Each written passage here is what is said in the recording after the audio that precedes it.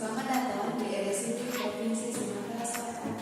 Kali ini kami akan mendemonstrasikan etika batuk dan bersin yang baik dan benar. Yang pertama, gunakan masker pada saat Anda batuk.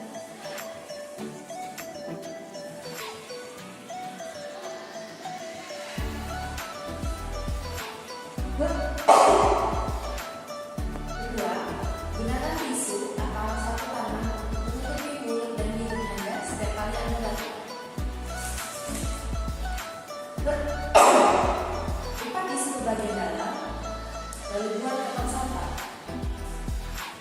Kemudian, lanjutkan mencuci tangan menggunakan air yang mengalir atau menggunakan hand scrub untuk menghindari penyebaran kuman.